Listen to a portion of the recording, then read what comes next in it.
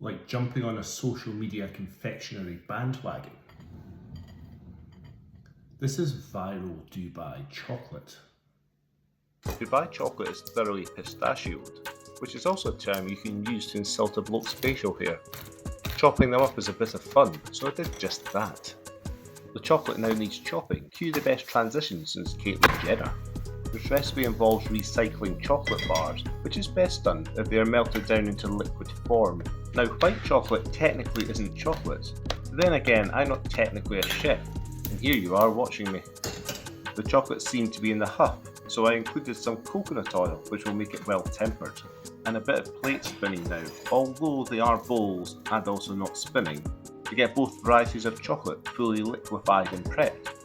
If I told you I have brown mould in my kitchen, you might be put off, but not to worry, as this is a pair of fungus-free vessels for all my chocolatey needs. Salt and pistachio were sprinkled, and then white chocolate was Jackson Pollock all over, and unlike the Sistine Chapel smoke, the white chalk doesn't signal the end of this process, so bear with.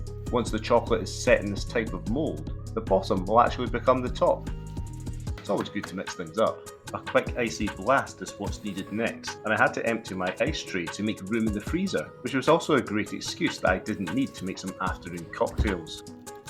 If a mustachioed bloke has hair in his mouth, it really doesn't bear thinking what pistachioed would mean. Anyways, I've got it in a rich cream form here to be combined with tahini and a couple of pinches worth of salt as part of the signature filling for the bar.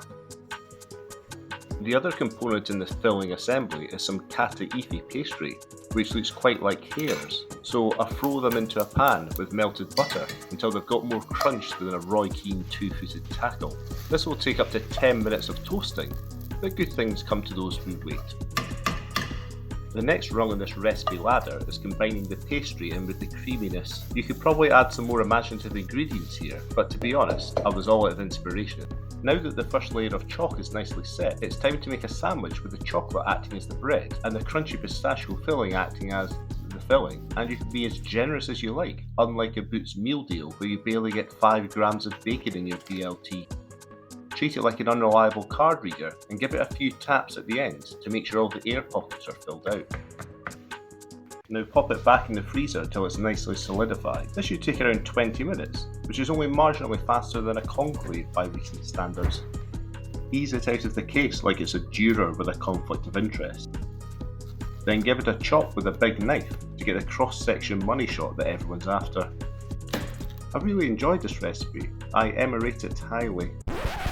And there you have it. Stick that in your face.